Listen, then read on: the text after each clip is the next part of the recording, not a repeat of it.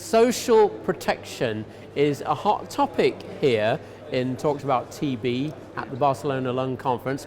What's going on? Well, what's going on is that we're now trying to define the package of enablers that people need to be able, first of all, to make the journey to the health facilities to get properly diagnosed, and then to complete the journey of the treatment.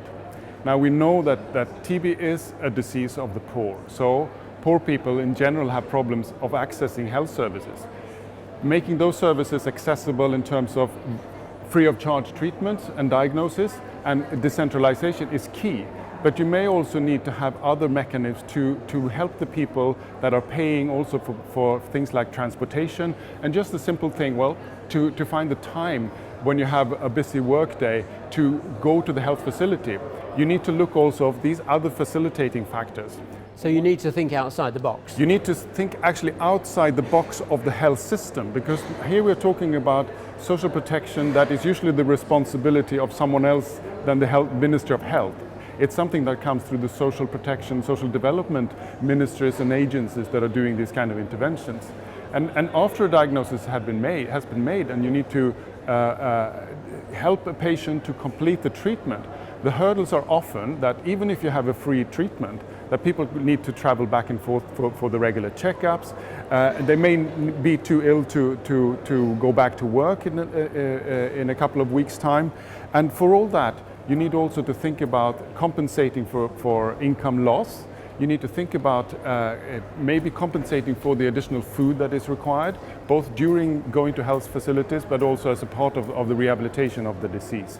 So those mechanisms of financial support, food support, travel support, and income replacement mechanism are really what we're finding out is really key for the TB patient.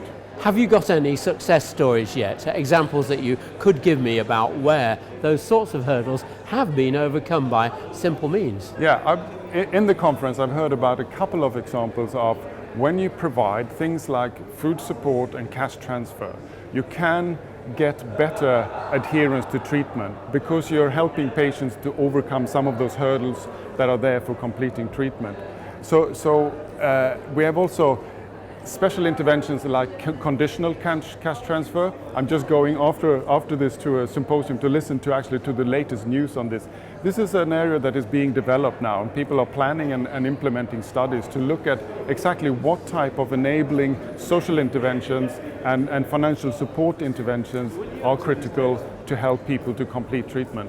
And it's particularly important for people with multi-drug resistant TB because they need to be treated for such a long time. They have often already been through a long journey of one or several TB treatments, and they're often economically depleted already at the start of that. So those kind of mechanisms have been tested out in many places, and the research on what is the best mechanism to ensure this is ongoing. So the brief take-home message is what? The take-home message is that people that are dealing with TB, the clinicians, the health workers, need to think about the need for social support and financial support. And they often need to link up with the social services and services providing food support, etc., because they can't do all of this themselves. But they can link up with often existing services or services that are currently being built in low and middle income countries that are offering social protection.